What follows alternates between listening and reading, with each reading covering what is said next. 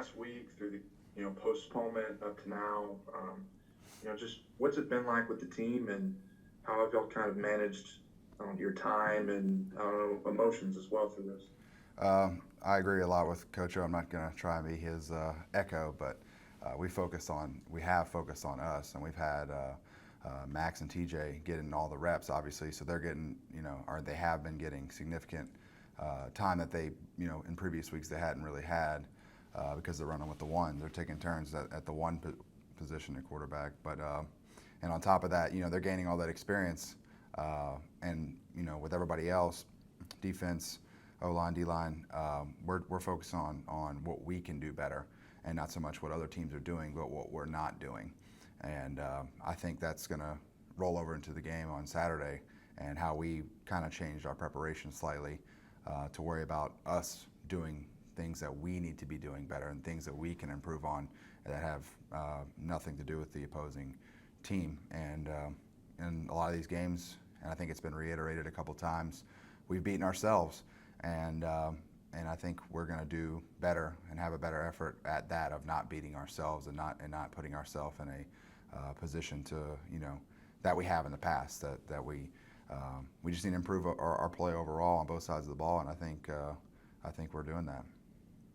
And I mean, following up with that, you've been on this team a while and have been with Miles Brennan here. I mean, what's he been like behind the scenes working through this, and how have you kind of approached the quarterbacks? I don't know from your tenure on the team, and what. No, I haven't yet. I've talked to Miles a little bit. He's resting, and he's still watching film, and he's still in the film room giving guys advice.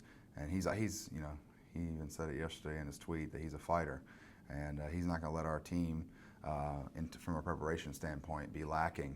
And I really believe that he's going to be right behind TJ and Max, helping them in any way he can behind the scenes. I don't know if he's playing or not playing, but I know he's going to be in that room, in their ear, helping both of them as much as he can for whoever plays on Saturday. And if not, both of them play, I don't know. But I know that he's doing, like I said, everything in his power to make sure we're going to put forward the best effort we can against South Carolina.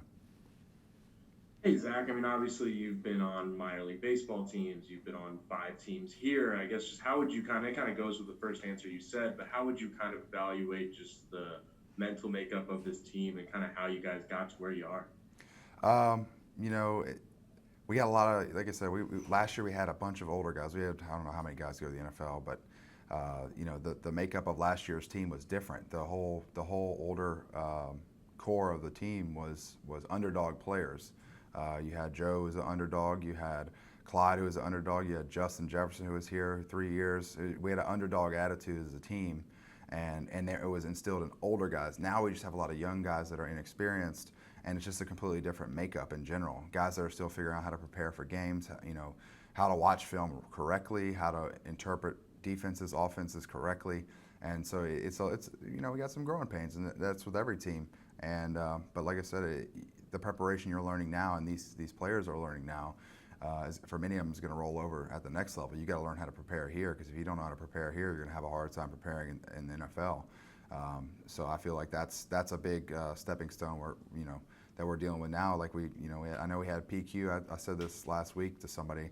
I said when I saw Patrick Queen in our facility, he had an iPad in his hand at all times. It was him and Clyde. They always had their iPads on them because they're always watching film, and it reflected their gameplay. They knew exactly what to do. And hell, they still make mistakes, and they make mistakes of aggression. Everybody makes mistakes, but they knew that they were going to ace their test on Saturday, and it was because of the preparation that they put in and their work ethic and want to, and that's why they ended up being first rounders. Hey, Zach, Michael at Channel 2. Congrats on being probably the most consistent part of the football team. Thank you. What are you seeing? What are you seeing in teams right now and in your game? And is it like you said, the preparation? And yourself as an example? I guess our room, the specialist room, is probably the most experienced room here, and being here 5 years now. You just know, I've had bad moments and I've had good moments, and now you know how to, like Coach Max has done really well with develop in our scheme and how we go and attack teams. And ultimately, it's been the same thing for a few years, but we've opened it up a little bit this year with the hang time measurement of it. He wanted me to put the ball closer to the sidelines last year. Well, this year he gave me more leeway. That's just an example of him changing to what our strengths are as players. And with Cade, he's just been obviously doing well because he had so much experience last year, and he had in my opinion, had a hell of a freshman campaign. And so he's got all the confidence in the world. I'm holding his footballs, and he's like I said, he's got the most confidence in me. And it's just kind of been a well-oiled machine in terms of our room. But with other guys, you didn't have a lot of these freshmen didn't come in to see how the preparation and how things were different. I guess they didn't get to get not a schedule, but a rubric. They didn't get to see the rubric of the weekly preparation towards Saturday. They didn't get to watch Clyde because Clyde's gone. A lot of them are true freshmen playing. They didn't get to see how Christian Fulton, Grant Delpit, all these guys practiced on Tuesday. It was an attitude, and we stacked days together. We prepared. Like I said, the guys were just they had everybody was on a mission, and it's not that we aren't on that now. We've just lost a little bit of the rhythm of the preparation side of it, the rhythm of how you prepare for Saturday. I know I keep reiterating myself, but that's like the biggest thing that I've noticed, and how we've changed year to year.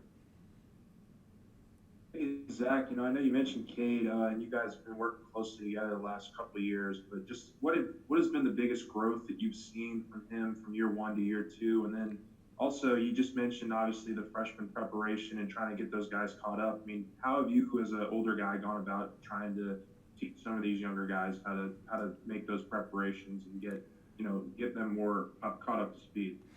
Cade came in with a very good mentality. He already expected himself to be really good, and that's a great quality to have, especially at the kicker position. He knew he was going to be good.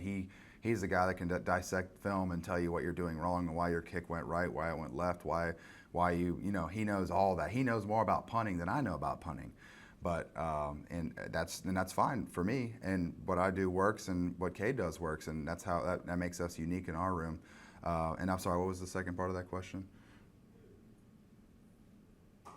Sorry, the second part was just kind of how have you, as a kind of older guy and kind of a leader, gone about teaching some of these freshmen how to learn, preparation, after seeing it last year with Grant and Patrick and all the other guys you mentioned.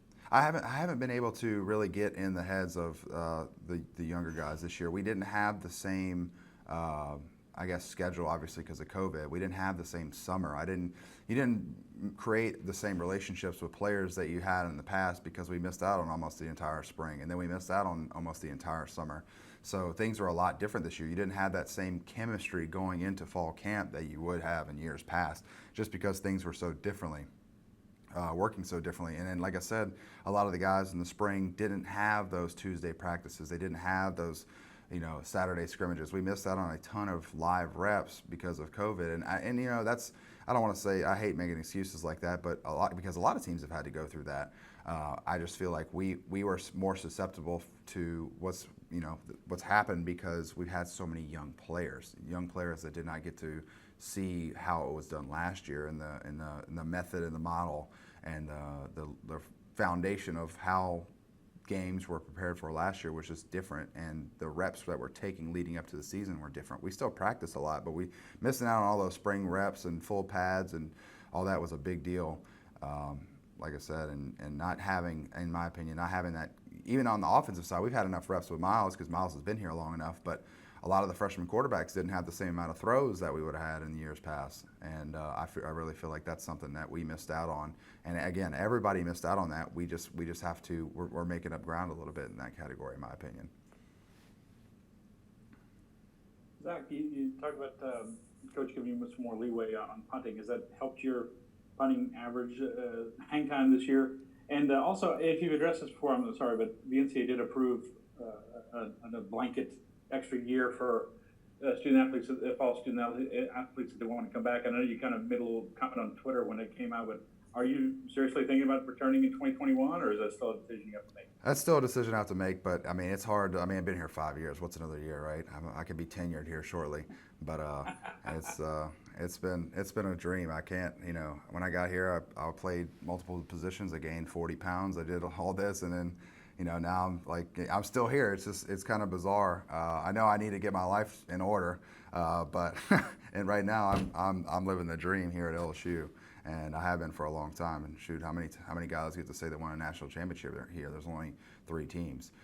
And like I said, I've been a Tiger since I was a kid, so that's a dream come true for me. And then with Coach Mack, he last year he emphasized a lot more sideline punts, and to get more accuracy on my punts, I would substitute my power, and he noticed that from 2018 to 2019 in terms of distance, hang time, etc. Well, in 2018, our philosophy was a little bit different. It was just crush it, you dig down in there and let it rip. And then this year, he's kind of altered where he wants the location of the ball, which freed up my ability to just kind of lay into it. And what's kind of happened now is I have that mindset of, okay, I can still crush this ball, hit a 4.8, 4.9 punt.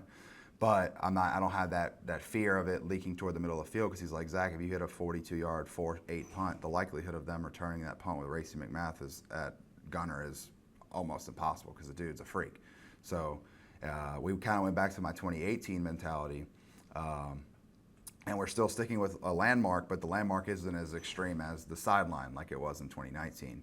And like I said, that mindset last year, I hit some good punts last year and put them on the sidelines, etc. But knowing I have a little bit more leeway has allowed me to get more hang time, and as you can see, I've gotten a lot more fair catches, and that hang time's been a huge factor with, like I said, with Racey and John Trey Kirkland, probably the 2 best athletes on our team, letting them go eat. And Racey has a fumble, and I think we're going to get a lot more of them, and guys better start fair catching some more balls, because I'm feeling pretty comfortable hitting the ball with Racey McMath, as dangerous as he is.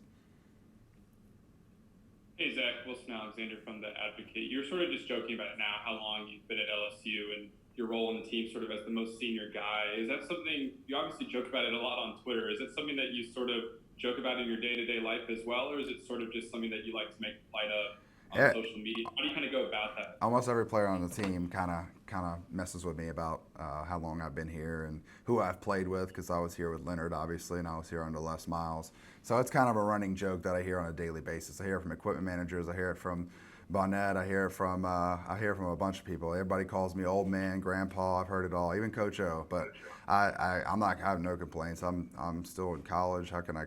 We won a national championship last year. I got to play with some of the best players in the NFL. I have relationships that'll last a lifetime, and now I'm just trying to use you guys to give me some connections for the business world, right? But now I'm just trying to, I'm just living the dream. I played baseball, and I forgot who, if it was Brody or one of y'all said, Zach, if somebody told you when you were 18 years old, you just signed a professional baseball contract, that you would not make it to the major leagues and you'd be a punter at LSU, I'd laugh in your face. And so that's been a huge, positive light. I was in a dark place when baseball ended, but getting here and getting to go through all this and enjoy, especially now that I'm done with undergrad, just really getting to sit back and enjoy what's happened here and watch Coach O transform this team and the attitude of this team the way he has, and building the team last year. And we're going to build another one. I don't know what year it's going to be, but I guarantee you we're going to build another one. And I think we have a lot of core players on this team that'll be a part of that one. But being 1 and 2, I don't think reflects the ability of our team. I think our ability is up there with anybody's. We just have to perform better and prepare better. We'll wrap up with Glenn and then Jacques. Zach, do you have any friends your own age, and do they tell you, when you're getting out of school? Oh yeah, I got a bunch. They text me after games, and they talk a lot of smack, saying how they wouldn't even, like, if they had an opportunity to play at 31 years old next year, like, what are you even thinking about? The business world can wait. You can work 30 years at a job. You can't play 6 years of college football again. And they heckle me a good bit. And I'm in like a fantasy baseball league, and it's always like the butt of jokes, and we got the oldest college football player playing, stuff like that. But no, they love it, because they can say, wow, you're the last player. It's going to be older than me forever. Like, there'll be another player at LSU that's older than me. You're kind of keeping hope alive for me in my life, and I'm just oh God, I don't don't do that with my mindset, because when I come out, I'm gonna be having to fight against guys for I'm gonna be competing for a job too. Hopefully after the NFL, that is, but no. Do you have, how many degrees do you have? Are you a graduate student right now? I'm a graduate student. I just have an undergrad degree, but yeah, I'm in grad In school. what? What is that in? It's 3 minors. It's like business, philosophy, and I did geology. And you're a graduate student in?